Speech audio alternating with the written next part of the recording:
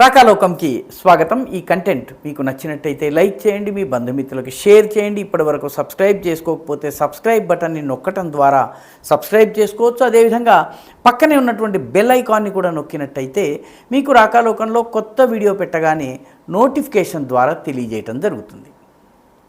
మిత్రులారా, మన పొరుగు దేశమైనటువంటి పాకిస్తాన్లో కొత్తగా ఆ దేశానికి రాష్ట్రపతి జాతీయ అధ్యక్షుడైనటువంటి ఆసిఫ్ అలీ జర్దారీ హడావిడిగా ఒక కీలకమైనటువంటి సమావేశాన్ని ఏర్పాటు చేశారు. ఈ సమావేశంలో ప్రధానమంత్రి షబాజ్ షరీఫ్, అదేవిధంగా మిగతా కీలకమైనటువంటి పార్టీల నాయకులు, సైన్యానికి సంబంధించినటువంటి ముఖ్యమైన అధికారులు వీళ్ళందరూ కూడా ఈ సమావేశంలో పాల్గొన్నారు. దీనిలో చర్చా విషయం ఏంటి? చర్చా విషయం, ఇన్నాళ్ళు తమ ఇనప గుప్పెట్లో ఉంచుకుని కావాలన్నప్పుడల్లా తమ ఇనప బూట్ల కింద వేసి తొక్కుతున్నటువంటి పాక్ ఆక్రమిత జమ్మూ కాశ్మీర్లో ఈరోజు తిరుగుబాటు అత్యంత తీవ్ర స్థాయికి చేరింది. మొత్తం పిఓజేకేలో ఉన్నటువంటి మీర్పూర్, ముజఫరాబాద్లో ఉన్నటువంటి అనేక ప్రాంతాల్లో, అది రావల్కోట్ కావచ్చు, దదియాల్ కావచ్చును, మీర్పూర్ కావచ్చు, కోట్లీ కావచ్చును, ముజఫరాబాద్ కావచ్చుని, మిగతా అన్ని ప్రాంతాలలో ప్రజలు రోడ్ల మీదకి వచ్చారు. మొత్తము రాష్ట్రము ఆజాద్ కశ్మీర్ అని వాళ్ళు చెప్పుకునేటటువంటి ప్రాంతం ఏదైతే ఉందో పాక్ ఆక్రమిత జమ్మూ కాశ్మీర్, దాని మొత్తము రహదారుల్ని దిగ్బంధనం చేశారు. ఒక్క వాహనం కూడా ప్రస్తుతము కదిలే పరిస్థితి లేదు. పోలీసులు లాఠీలతోటి, బాష్పవాయువుతోటి, ఫైరింగ్ తోటి దీనిని అదుపు చేసే ప్రయత్నం చేస్తున్నారు. ఫైరింగ్లో దాదాపు ఒక 74 మంది గాయపడ్డారు, 2 చనిపోయారు, వందలాది మందిని అరెస్టు చేశారు. అయినప్పటికీ ఉద్యమము తీవ్రమవుతున్నదే తప్ప బలహీనపడటం లేదు. గత వీడియోలో చెప్పినట్టుగా వివిధ ప్రాంతాల్లో భారతదేశపు త్రివర్ణ పతాకాల్ని కూడా ఎగరేస్తున్నారు. మాకు ఆజాదీ కావాలి, పాకిస్తాన్ నుంచి మాకు ఆజాదీ కావాలన్నటువంటి నినాదాలు మిన్నట్టుతున్నాయి.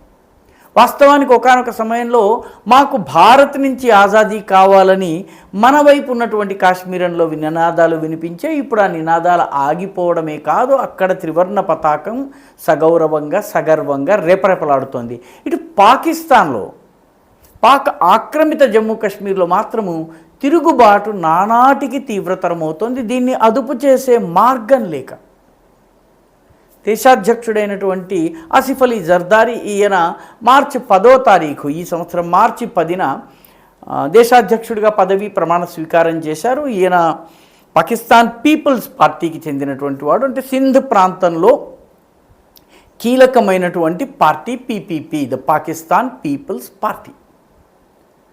అయితే ఇప్పటికే సింధ్ ప్రాంతంలో ఉన్నటువంటి సింధీ మూలానికి చెందినటువంటి ప్రజలు కూడాను జిఎస్ సింధ్ ఉద్యమాన్ని నడుపుతున్నారంటే సింధు ప్రాంతానికి జై, మా సింధు ప్రాంతాన్ని ఒక స్వతంత్ర దేశంగా ప్రకటించాలి, మొహంజదారో హరప్పా సంస్కృతి ఆవిర్భవించిన చోటు, సింధు నది ప్రవహించిన చోటు మాది మాకు ఇచ్చేయాలి అని చెప్పి అక్కడ ఉద్యమం జరుగుతోంది. ఆ ప్రాంతానికి చెందినటువంటి పీపీపీ, ఆ పార్టీకి యొక్క అధినేత, ప్రస్తుతం దేశాధినేతగా ఉన్నటువంటి ఆసిఫ్ అలీ జర్దారీ ఇప్పుడు పిఓజేకేలో వస్తున్నటువంటి ఉద్యమం ఏదైతే ఉందో, ప్రజా ఉద్యమము, ఈ ఉద్యమాన్ని ఎలా అరికట్టాలన్న విషయంలో ఆయన చర్చోపచర్చలు చేస్తున్నారు. కీలకమైనటువంటి నాయకులతో అక్కడ ఎటువంటి విధానాలని అవలంబించాలి, ప్రజల్ని ఏ రకంగా బుజ్జగించాలి, ప్రజలకు ఏ రకమైన హామీలు ఇవ్వాలి, ఇటువంటి అనేక అంశాలను ఆయన చర్చిస్తున్నారు. పాకిస్తాన్ ఆర్మీ కూడా రంగంలో దిగేందుకు సంసిద్ధంగా ఉంది. వీలైతే నేడు రేపటి లోపల పాకిస్తాన్ ఆర్మీ కూడా రంగంలో దిగినా ఆశ్చర్యపోనక్కర్లేదు. ఇప్పటికే Pakistan Rangers, Pakistan frontier core ఇటువంటి అర్ధ సైనిక దళాలు రంగంలో దిగి అక్కడ పరిస్థితిని చక్కబెట్టేటటువంటి ప్రయత్నం చేస్తున్నాయి. పాకిస్తాన్ భాషలో చక్కబెట్టడం అంటే దొరికిన వాడిని దొరికినట్టుగా కాల్చి చంపడం, అత్యంత కిరాతకంగా. సమస్య ఏంటంటే పాక్ ఆక్రమిత జమ్మూ కాశ్మీర్లో ఉన్నటువంటి వనరుల్ని పాకిస్తాన్ ఉపయోగించుకుంటోంది. కానీ అక్కడి ప్రజలకు ఏ రకమైనటువంటి సదుపాయాలు కల్పించటం లేదు. కనీస సదుపాయాలు, మౌలిక జీవన సౌకర్యాలు కూడా అక్కడ ప్రజలకు అందటం లేదు. మొత్తము పిఓజేకేకి సంబంధించి ఒక యూనివర్సిటీ అంటూ లేదు.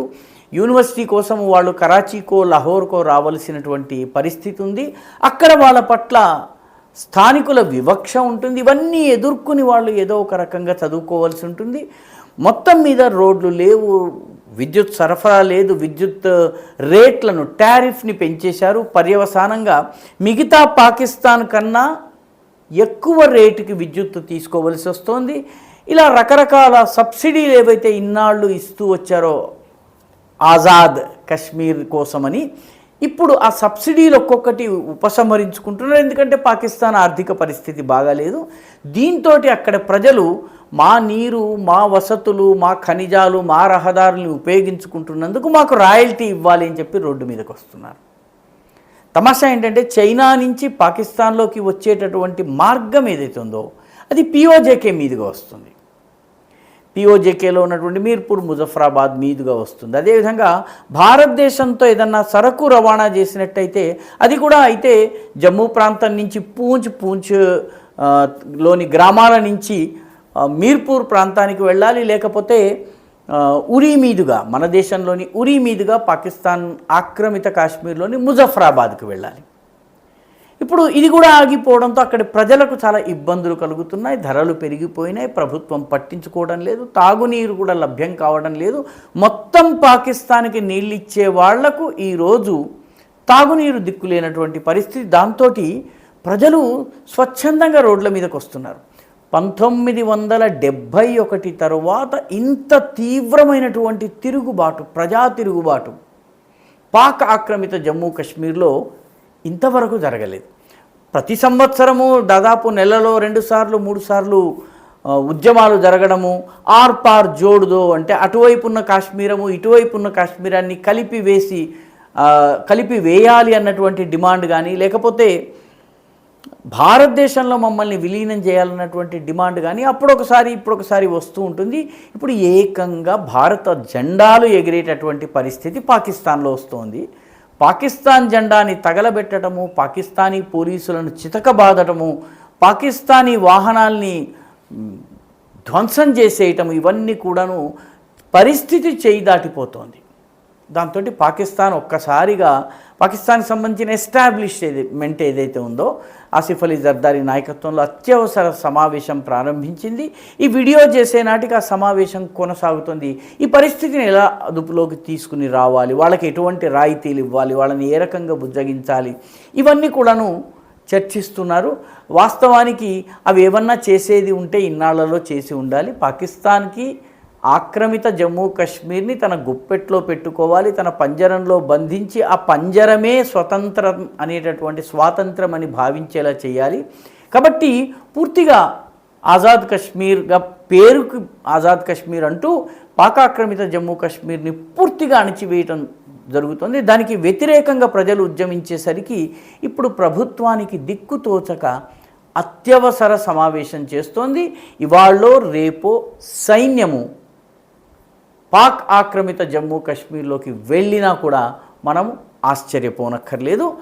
మన రక్షణ మంత్రి రాజ్నాథ్ సింగ్, మన విదేశ వ్యవహారాల మంత్రి జయశంకర్, వీళ్ళిద్దరూ కూడాను పాక్ ఆక్రమిత జమ్మూ కాశ్మీర్ మాది, గతంలోనూ మాది, ఇప్పుడు మాది, ఎప్పటికీ మాదే అని చెప్పడమే కాకుండా అక్కడ ఒక్క తుపాకీ తూటా పేల్చకుండా అక్కడి ప్రజలు భారతదేశంలో కలిసిపోతారు, ఆ భూభాగం భారతదేశంలో విలీనమవుతుంది అని చెప్పి ఇటీవల ప్రకటనలు చేశారు. ఆ ప్రకటనలు వెలువడినటువంటి కొద్ది రోజులకే ఈ అలజడి, అశాంతి, ఈ రోడ్ల మీదకి ప్రజలు రావటము, ఈ రహదారుల దిగ్బంధనము, ఇవన్నీ జరగడము పాకిస్తాన్ని గంగవెర్లు ఎత్తించేస్తోంది, బెంబేలు ఎత్తించేస్తోంది. పాకిస్తాన్ ఇప్పుడు దీన్ని ఎలా సర్దాలో తెలియక సతమతమవుతోంది. ఈ వీడియో మీకు నచ్చినట్టయితే లైక్ చేయండి, షేర్ చేయండి, ఈ ఛానల్కు సబ్స్క్రైబ్ చేయండి. మీ అభిప్రాయాన్ని కమెంట్ల రూపంలో తప్పనిసరిగా పంపించండి.